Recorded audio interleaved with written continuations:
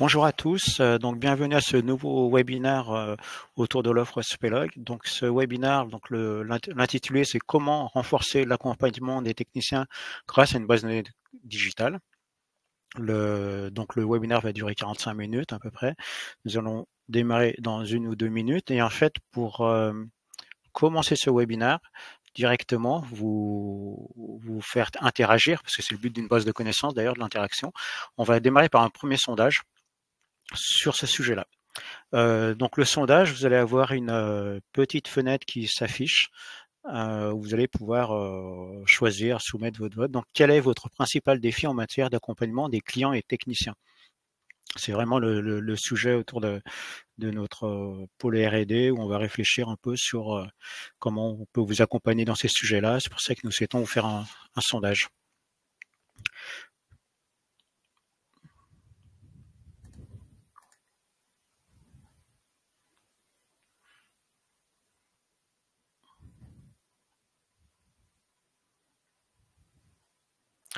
Donc, on va passer à la suite. Donc, au niveau donc merci pour le sondage. On fera un petit récap à la fin. Pour démarrer, donc nous avons défini 5 sujets autour de ce webinaire. Donc, le premier, c'est une expertise reconnue depuis plus de 20 ans. On va parler un petit peu d'Access et qui nous sommes. Le deuxième, c'est l'aspect base de connaissances, comprendre ce que ça veut dire le terme base de connaissances. Le troisième point, on va parler des points clés justement pour démarrer un projet base de connaissances. C'est des sujets importants. Le quatrième, il y aura une petite démo de l'offre Spelog avec le module base de connaissances, vraiment avec trois petites démos d'exemples et un temps d'échange. Donc vous pourrez nous poser des questions, interagir à la fin ou même au fil de l'eau de ce webinaire. Alors, au niveau de présentation, donc Laurent Jury, directeur de clientèle de l'offre Spelog au sein d'Access. Et donc, je vais vous présenter donc Olivia D'Annunzio qui m'aide sur ce webinaire. Merci Laurent. Bonjour à tous. Donc moi je suis Olivia D'Annunzio, je suis directrice commerciale des offres Access Business Solutions dont fait partie Spelog et je suis ravie aujourd'hui d'accompagner Laurent pour vous présenter ce module donc de base de connaissances qu'on a imaginé tous ensemble avec les équipes, avec les clients pour répondre aux besoins que vous nous avez exprimés. Voilà. Alors, donc quelques petites infos pratiques avant de commencer. Donc le webinaire, il est enregistré. On va pouvoir vous l'envoyer par mail juste après. Et vous pourrez le retrouver, le lien du replay sur la page LinkedIn du groupe Access, que je vous recommande par la même occasion de suivre. Voilà. N'hésitez pas, comme vous l'avez dit Laurent, à interagir lors du webinaire, de poser vos questions avec l'onglet en bas à droite de l'écran. On va y répondre dans la mesure du possible pendant le webinaire ou plus tard, en reprenant contact avec vous. Voilà, donc pour démarrer, donc moi je constate qu'il y a pas mal de clients qui sont avec nous aujourd'hui. Donc merci à tous pour votre fidélité, puis aussi à ceux qui ne connaissent pas, donc bienvenue. Et merci pour votre intérêt pour ce nouveau module. Vous connaissez pour certains bien Spelog et le groupe Access, mais on va quand même revenir sur quelques points qui méritent votre attention. Donc Access depuis 20 ans, notre ambition, ça va être c'est de proposer une offre numérique globale pour apporter des solutions qui soient à la fois performantes et sécurisées. Donc tout ça, c'est porté par une équipe de plus de 300 collaborateurs qui partagent la vision de notre direction, qui est d'ailleurs la même depuis sa création. Quand je vous disais que Access apporte des solutions globales, c'est que ça se traduit aujourd'hui par la répartition de notre offre sur 3 pôles d'expertise que vous voyez à gauche de l'écran. Donc, on a le pôle cloud où on a nos propres data centers qui hébergent nos solutions en SaaS. Et il s'agit bien sûr de cloud 100% souverain parce que nos data centers sont situés donc exclusivement en France, à Paris et à Lyon. On a ensuite le pôle Digital Service qui, lui, va regrouper les activités autour du marketing digital avec des compétences pointues sur tout ce qui concerne le développement de sites Drupal, par exemple, ou alors des campagnes de référencement. Et enfin, on a le pôle software qui va regrouper les activités logicielles métiers, et là sur différents secteurs. On va accompagner par exemple les centres de santé avec la solution Metra 5 et on va également accompagner les centres de formation avec des solutions comme eParcours ou Agathe que vous pourrez retrouver dans les établissements scolaires ou centres de formation. Et donc, c'est au sein de ce pôle qu'on va retrouver Access Business Solutions, dont les produits répondent vraiment à des besoins qui sont spécifiques. Alors aujourd'hui, vous connaissez Spelog, mais si vous avez besoin, par exemple, de dématérialiser vos process de traitement de documents comme des factures, par exemple, vous pouvez faire appel à notre produit Nexia. Si vous avez des besoins en tant que maître d'œuvre, notre logiciel de jet de chantier Web6 pourra également répondre à votre besoin. Et puis là, dernièrement, au début de l'année, on a intégré l'exploitation de la JED open source Alfresco également. Donc voilà, c'est vraiment une offre riche qui est capable aujourd'hui de vous proposer Access. Donc aujourd'hui, on va se concentrer sur Spelog. Donc là, vous voyez à l'écran quelques belles références qu'on a sur les différents secteurs qu'on adresse. Et parmi ces références, vous allez pouvoir voir le logo de Obar, qui est spécialiste des cuisines professionnelles et avec qui on a d'ailleurs travaillé en co-construction sur le module de base de connaissances qu'on va vous présenter aujourd'hui. Alors, concernant ce petit focus produit, en fait, déjà, c'est pour rappeler que l'offre Spelog, effectivement, est vraiment adaptée pour une large palette de produits. Donc, ça peut être soit des produits très standards, hein, on a mis une perceuse électrique, une tondeuse, ou ça peut être des produits déjà de taille plus importante. Et après, ça peut être vraiment de la machine d'installation, vraiment des machines de production. Donc, on a vraiment des clients qui vont utiliser Spelog avec des produits très différents. Et notamment, la base de connaissances, elle est aussi bien utile en termes donc de petits produits que de produits comme des grosses machines. On va en parler juste après. Alors, je vais laisser parler Olivia pour démarrer sur la partie base de connaissances de la solution métier Spelog. Merci Laurent. Donc comme vous le savez déjà, Spelog, c'est une offre qui est modulaire. Nous, on a voulu proposer une approche qui soit flexible, qui soit évolutive et personnalisée et qui va être vraiment avantageuse pour vous. Donc c'est pour ça que Spelog aujourd'hui est composé de plusieurs modules qui sont activables selon vos besoins. Dernièrement, on a complété le module que vous voyez à l'écran qui est bibliothèque média. On l'a complété du coup avec une JED et le module du coup base de connaissances qui pour nous est vraiment une brique essentielle pour rester compétitif dans un monde qui est de plus en plus numérique et pour offrir une expérience client qui soit améliorée et tout en optimisant les processus internes et permettre une meilleure compréhension des besoins des clients. Dans le contexte de la relation client, une base de connaissances digitale, c'est quoi? C'est un système en ligne qui va regrouper et qui va organiser toutes les informations pertinentes pour le service client et le support technique. Donc cette base de connaissances, elle est conçue pour aider les agents du service client à répondre aux questions des clients de manière rapide, précise, efficace, bien entendu.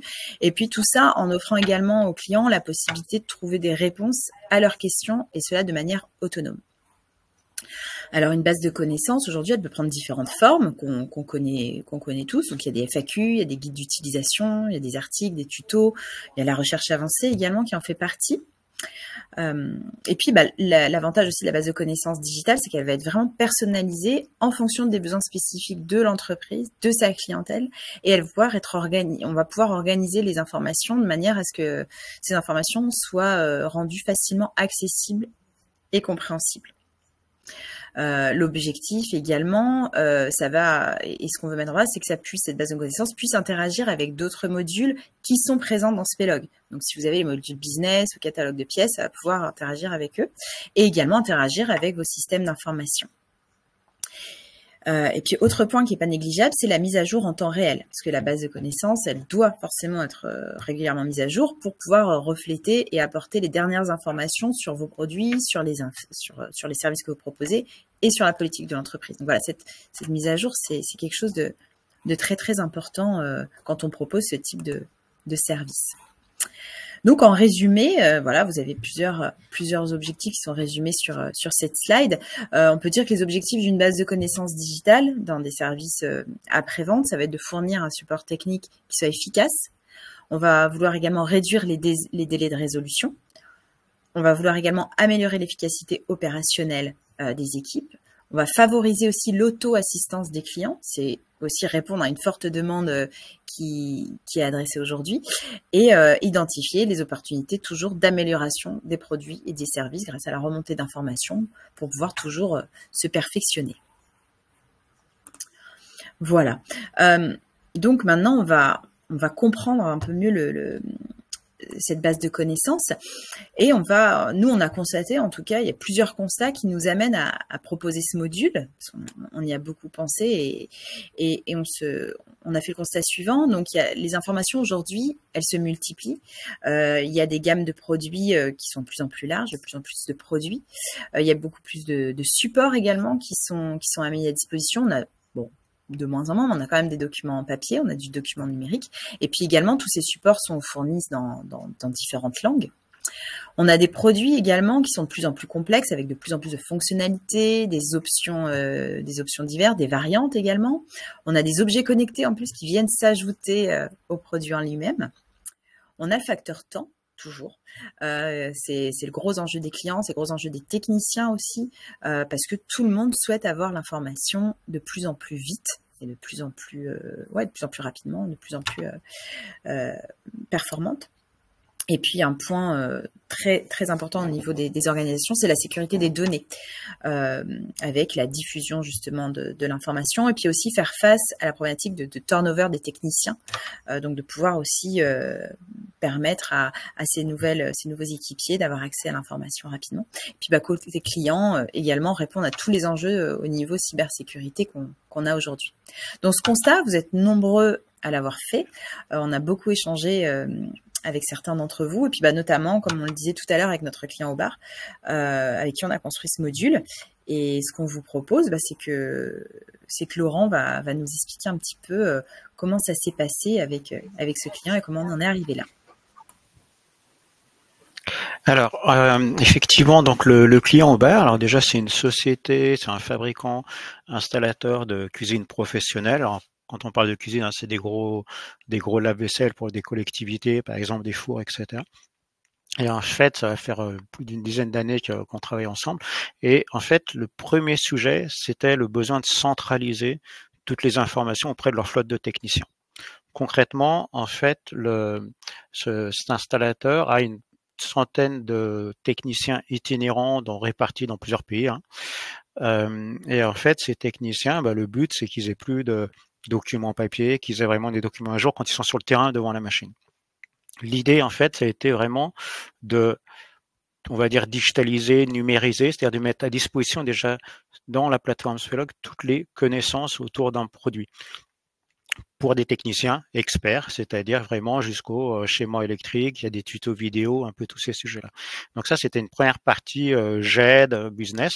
Et en fait, après, il y a une dizaine d'années, ils ont rajouté cette notion de base de connaissances qui était vraiment plus pour interagir le savoir-faire des techniciens entre eux et de compléter les informations pour concrètement un technicien, il arrive devant une machine. Comme disait très bien Olivia, les machines sont de plus en plus nombreuses, complexes, variantes, etc. Donc le technicien arrive devant une machine, concrètement, il peut taper un numéro de série et il va retrouver toutes les informations. Donc c'est ce qui a été fait pour ce client bar. Donc en fait, les techniciens sont équipés de PC portables, de tablettes tactiles. Ils ont bien sûr plusieurs langues, parce que c'est dans plusieurs pays européens. Et en fait, l'idée, c'est vraiment que le technicien ait le maximum d'infos le plus rapidement possible. Donc ça, c'est la notion de rapidité. Il va avoir toutes les connaissances sur une seule plateforme. Donc voilà un peu le principe de la solution mise en place pour Uber. Et un des points aussi, c'était la notion de KPI, c'est-à-dire qu'on sache un peu qu'est-ce qui se passe, quels sont les documents les plus consultés, etc., pour les mettre à jour en fonction des besoins. Donc voilà le principe en fait qu'on a fait pour Uber. Alors clairement, depuis, on a bien sûr d'autres clients qui utilisent ce module. On l'a fait fortement évoluer en 2-3 ans et on va vous le montrer lors de la démonstration. Alors, au niveau un petit focus sur qui est concerné. En fait, c'est vraiment un point important, c'est-à-dire qu'une base de connaissances, ça peut déjà être concerner les utilisateurs du produit. Je dirais limite vous, en tant que particulier, dans votre vie, vous pouvez chercher une FAQ sur une machine à café, par exemple, c'est une base de connaissances.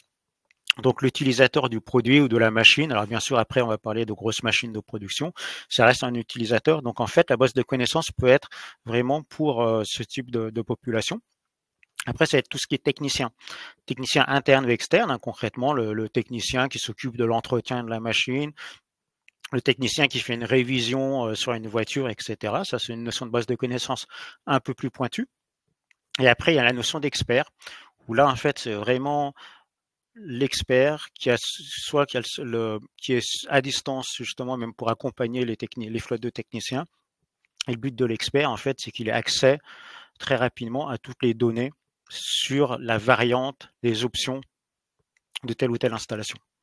Donc, bien entendu, il faut que la base de connaissances, que les contenus soient adaptés en fonction de cette population.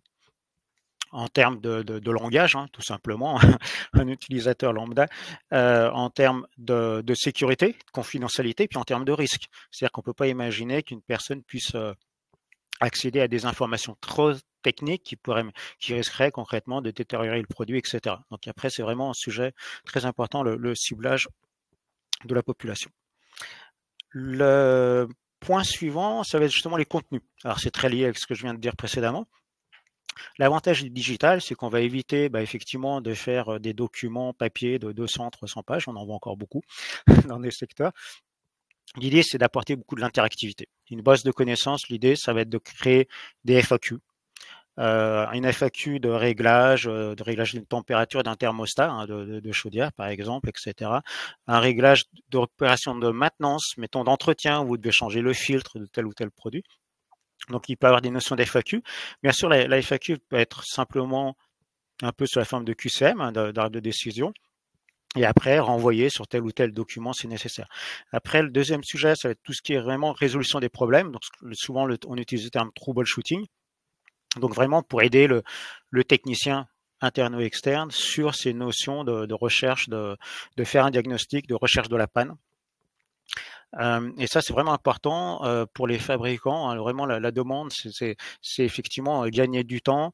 Le gain de temps de réparation, ça va aussi faire de la satisfaction client.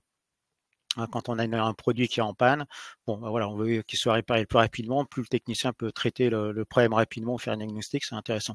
Code défaut, c'est un autre sujet qui est très utilisé sur beaucoup de produits. Par exemple, une climatisation va peut-être mettre un message d'erreur quand elle est en panne pour dire changer le filtre, etc.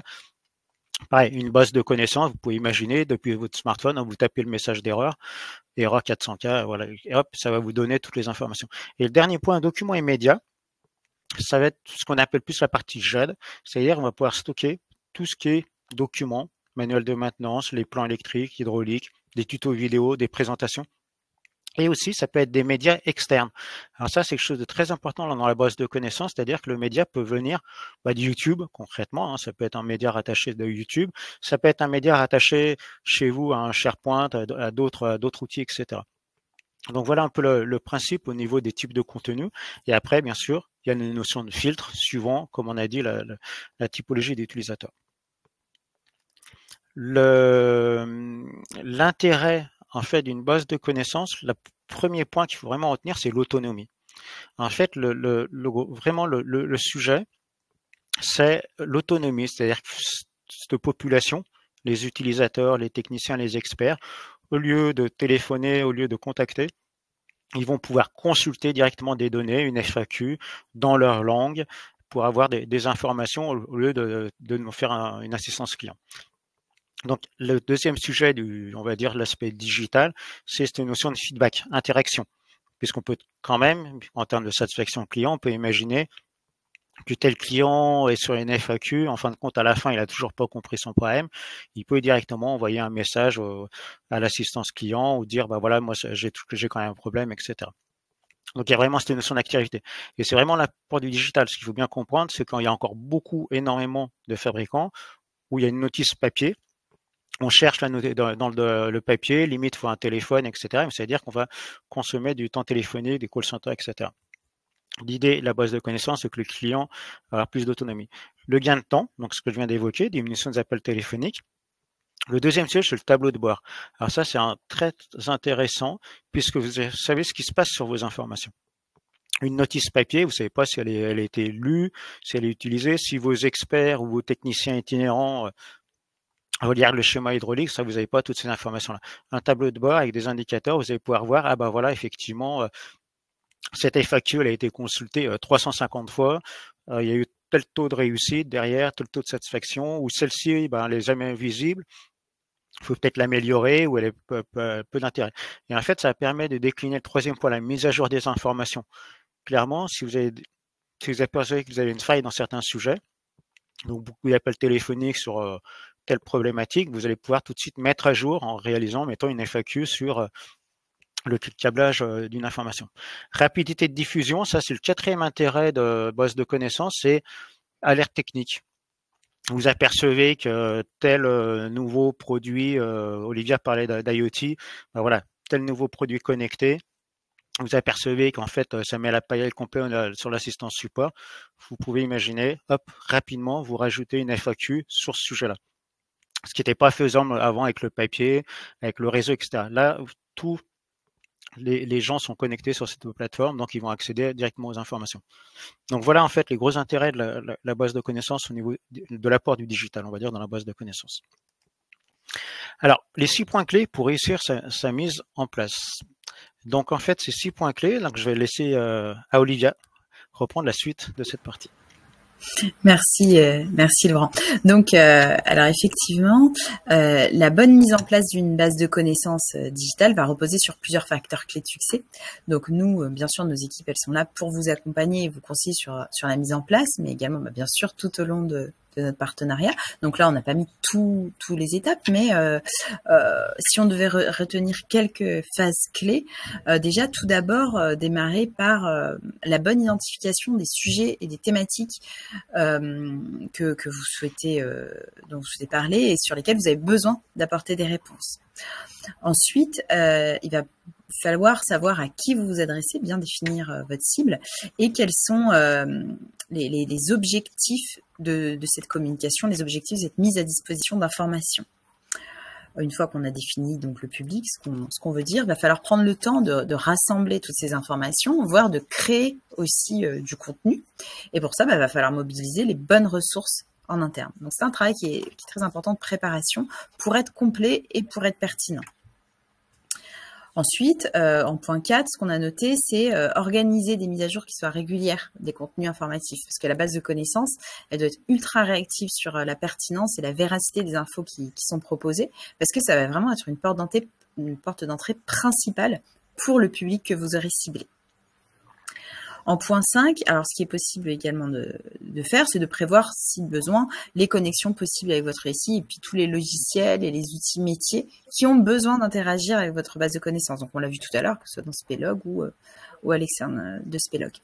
Et puis enfin, en 6, comme dans tout projet qu'on monte en entreprise, va falloir définir les indicateurs clés pour mesurer le succès de l'opération et bien sûr définir les points qui sont à améliorer. Donc voilà, donc ça c'est ce qu'on peut vous conseiller dans un premier temps.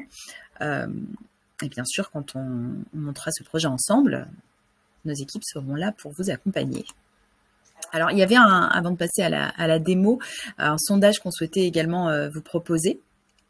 Laurent, peut-être que tu veux en parler. Tout à fait. Donc, concernant ce sondage, donc là, c'est un sondage un peu plus focus sur le digital. Et en fait, l'idée, c'est donc quelle fonctionnalité recherchez-vous en priorité dans une base de connaissances? L'aspect centralisation, l'aspect sécurité des données. C'est vraiment un sujet qu'on nous demande, surtout avec des flottes de techniciens, les notions de turnover, ces sujets-là, l'aspect sécurité. Simplification des accès, effectivement, concrètement, on a de plus en plus de fabricants qui, des fois, même donnent de l'information sans accès, c'est-à-dire grand public, on va dire, sans identifiant. On va dire c'est des FAQ utilisateurs. Tout ce qui est produit, clairement, dans beaucoup de secteurs, par exemple, tout à l'heure, on parlait de techniciens itinérants, mais même par exemple autour du chauffage, des chaudières, etc., les techniciens vont être souvent équipés de smartphones. Donc voir un peu quels sont pour vous les points les plus intéressants. Puis l'aspect multilingue, donc ça c'est vraiment un sujet qu'on nous demande. Et pour l'anecdote, je dirais, effectivement au début on a dit que Spelog a 20 ans et en fait chaque année on rajoute des langues. Donc tous les 1-2 ans on rajoute les dernières langues ont été le japonais, le norvégien et le finnois. Donc, parce que c'est un sujet important, l'aspect langue. C'est bien d'avoir des contenus, je dirais, mais effectivement, selon votre cible, l'aspect langue peut être un facteur bloquant, tout simplement, suivant le secteur. Donc, vous pouvez voter. À la fin des questions-réponses, on regardera un peu les sondages aussi pour échanger là-dessus. Alors, l'idée effectivement de la démonstration, en fait, c'est vraiment de vous faire une petite démo, mais très rapide, sur on va dire sur une démonstration de Spelog, hein, pas en cas concret, hein, c'est vraiment des exemples différents. Et en fait, l'idée effectivement, ça va être de vous faire une petite démonstration sur trois exemples très concrets. L'aspect utilisateur, des informations très simples, l'aspect un peu plus technicien, et après effectivement l'aspect expert, bas articles, etc., toutes ces données-là. Là, on peut déjà imaginer, donc là je suis un peu dans le secteur, on va dire, motoculture, travaux publics, etc. Je me suis pas identifié. On peut imaginer que je cherche une notion, mettons, de faire une vidange. Je peux mettre un niveau. Qu'est-ce que je recherche? Est-ce que c'est un problème de panne, de tuto, de comment faire, hein, des explications? Toutes ces données sont complètement personnalisables. Catégories, si c'est des notions d'experts, etc., suivant l'utilisateur. Et en fait, le premier point, c'est la notion de recherche, hein, comme on a expliqué, donc ça on lira tout au long. Et par exemple, cet article, vidange liquide, vous pouvez voir sa catégorie, puis aussi vous pouvez voir son niveau d'évaluation, le nombre de fois qu'il a été vu. Vous pouvez bien sûr l'imprimer en PDF si vous souhaitez le consulter en PDF. Là, je vais aller vraiment dans un exemple très simple. J'ai un problème de vidange. Je veux donc là, je suis sur une pelle mécanique et en fait, je veux changer le filtre air, le filtre à huile. J'ai des étapes en filtre air en 1. Par exemple, j'ai le premier sujet. Donc là, je peux tomber sur un petit tuto vidéo qui vont expliquer, je vais couper le son, qui vont expliquer comment nettoyer comment changer le filtre air. Après, je peux passer à l'étape 2, etc. Donc là, je suis vraiment sur une notion de réglage et je peux avoir accès à d'autres informations. C'est-à-dire que là, vous voyez, je peux accéder à des documents PDF, un média, une notice, en plus du tuto. J'ai un point d'interrogation si je veux des compléments d'informations. Et à tout moment, je peux revenir, bien sûr, au niveau de l'étape 1, l'étape 2, où je peux dire, bah, j'ai fini ma petite FAQ. Et en fait, comme on l'a dit au départ, donc dans une base de connaissances, ce qui est important, c'est la remontée. Donc là, la personne peut très bien dire, bah voilà, oui, ça m'a permis de résoudre mon problème. L'information, donc ça, c'est la notion de satisfaction. Et en fait, là, vous pouvez, si vous souhaitez, envoyer. Donc, on peut imaginer votre client peut envoyer un message en disant, bah merci, ça m'a permis de dépanner, ou non, j'ai un problème et je veux contacter le service après-vente. Donc là, ça, c'est vraiment important puisque ça va pouvoir déjà gérer la satisfaction client, est-ce que ce contenu a été utile, etc. Mais aussi la notion de statistique, de voir est-ce que ce document-là, il est pertinent, un peu tous ces sujets. Et c'est vraiment maintenant dans les mœurs, hein, de tout, dans le digital, en fait, d'avoir des sondages à la fin. Donc là, je vais terminer. Hein, donc on va dire que j'ai fini ce point-là. Je vais aller sur un autre exemple maintenant de démonstration un peu plus poussée. Hop. Donc là, cette fois, je me connecte. Donc là, je suis vraiment identifié comme on va dire, un technicien. Donc là, j'ai accès à beaucoup plus d'informations. Et par exemple, le technicien, il peut bien sûr suivre dans sa base de connaissances les plus consultés, les siens, mais les derniers qu'il a consultés, etc. Là, on est vraiment déjà dans de la machine, etc. Il y a des messages d'erreur et il va pouvoir accéder, par exemple, erreur tête d'impression, sur le même principe, QCM, cette fois façon troubleshooting. Donc là, il est vraiment à la recherche, voilà, le voyant éteint, bon, on a fait chose de simple sur cette démonstration. Pareil, il peut avoir des tutos en parallèle, comment démonter une carte électronique, etc. C'est vraiment l'apport à la base de connaissances. C'est-à-dire qu'il y a de plus en plus, au lieu de faire une notice papier, un schéma, faire 300 pages pour expliquer comment démonter la carte électronique, l'idée c'est que sur cet écran-là, il a toutes les informations. En bas, il retrouve, mettons, un schéma de câblage directement de la carte électronique. Et là, il peut bien sûr faire des questions-réponses. S'il est bloqué à cet endroit-là, il y a cette notion de feedback. C'est-à-dire que là, il peut rajouter un commentaire en disant, bah, aidez-moi, à partir de là, je ne sais pas faire, et il demande une assistance à toutes les étapes. Donc, par exemple, la carte d'alimentation ne fonctionne pas.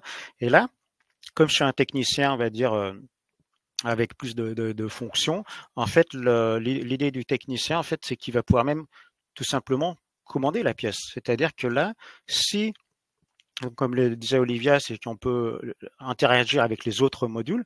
Si le module business existe, tout simplement, à la fin du troubleshooting, on va dire, voilà, faut changer la carte d'alimentation de tête d'impression. Et la personne va pouvoir directement, donc voilà, voir la carte à changer, voir les compatibilités de la carte pour le rassurer s'il est sur la bonne machine, niveau compatibilité, voir son prix, puis l'ajouter au panier. Donc là, c'est vraiment les fonctions business qui partent à ce niveau-là. Donc voilà le deuxième focus, où là, c'est vraiment le technicien, recherche de panne, etc.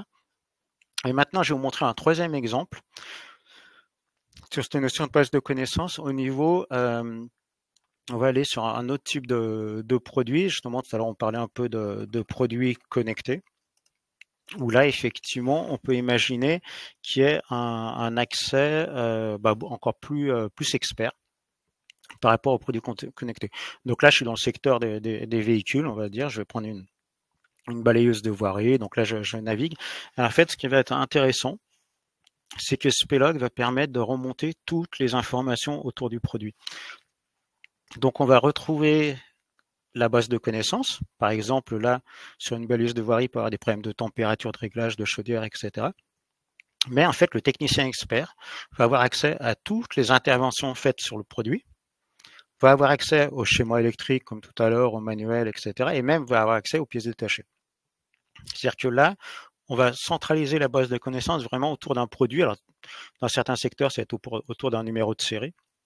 Et là, effectivement, sur ce produit-là, si je fais réglage de la température, alors pareil, là, il y a des niveaux avancés, experts de l'information, et ben, je vais retomber sur une notion de base de connaissances, voilà, réglage à distance, commande en IoT, etc.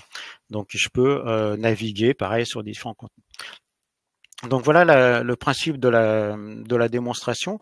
Après, effectivement, il y a comment pour faire une synthèse de cette petite démonstration. Donc, l'idée, c'est effectivement suivant l'identifiant, on va pouvoir définir si l'utilisateur est un expert, un utilisateur lambda, etc. Sa langue aussi, tous ces sujets-là.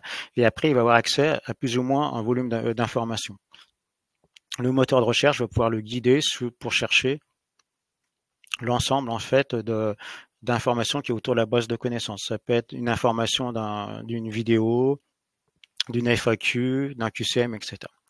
Donc voilà en quelques minutes le principe de la démonstration de Spelog. Donc on va venir maintenant sur le point, on va revenir sur la démonstration de départ. Alors je vous repartage, voilà, on revient sur ce point-là. Donc voilà, alors après n'hésitez pas, hein, si vous voulez une démonstration plus pour montrer la partie administration. Bon, derrière, c'est des arbres de décision, en fait, pour montrer en étape 1, en étape 2, etc. On va passer à la partie questions-réponses. Donc, alors, hop. Il y avait une question, ouais. Alors, au niveau... Alors, question, plateforme accessible sous quelle forme?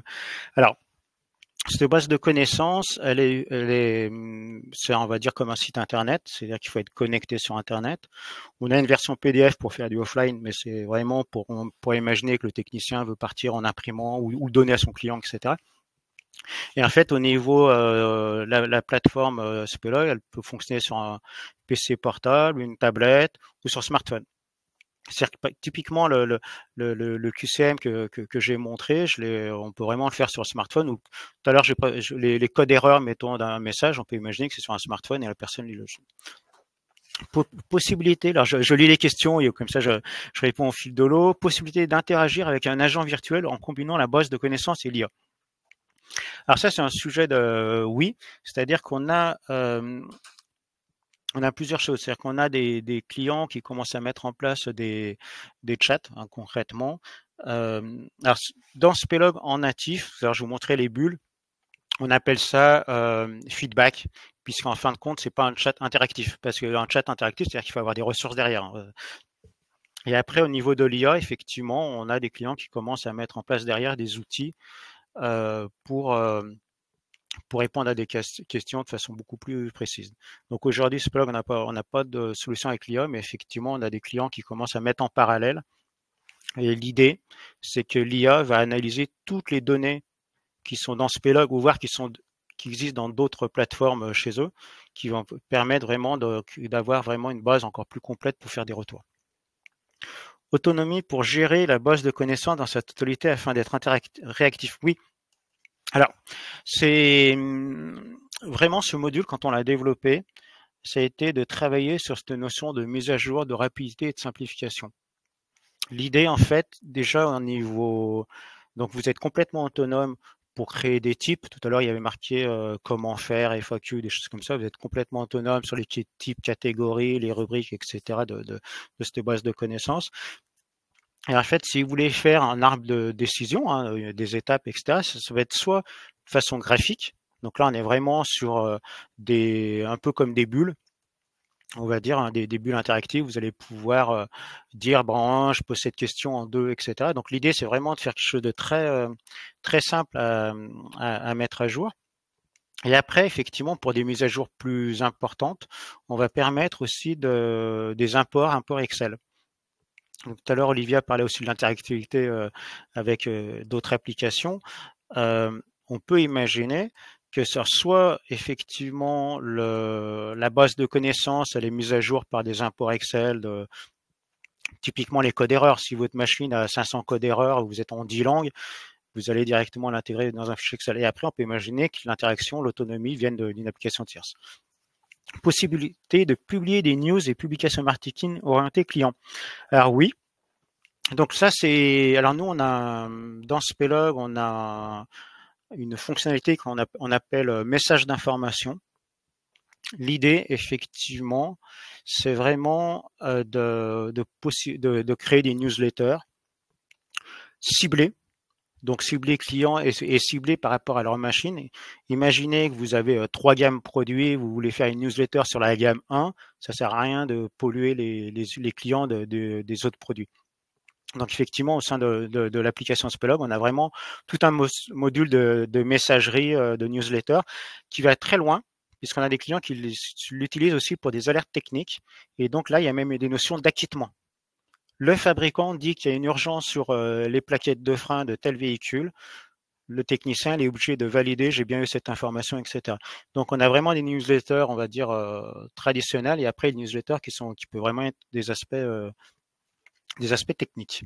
Donc, je ne sais pas si j'ai répondu à toutes aux questions, s'il y a d'autres points.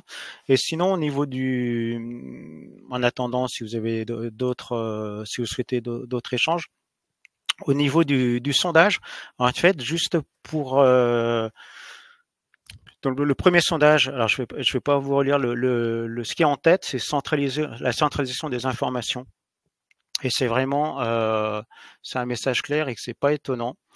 En fait, maintenant dans le digital, il y a de plus en plus d'extranet, de sites, on a des fabricants qui publient sur des YouTube privés, des choses comme ça, etc.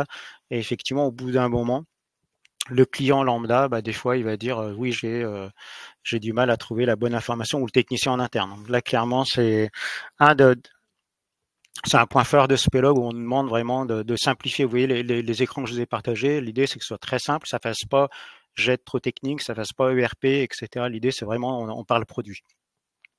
Et le deuxième sondage, oui, c'est un peu pareil. D'ailleurs, c'est difficile à trouver les informations. Souvent, je dirais, dans nos expériences, c'est que les informations existent en grande partie.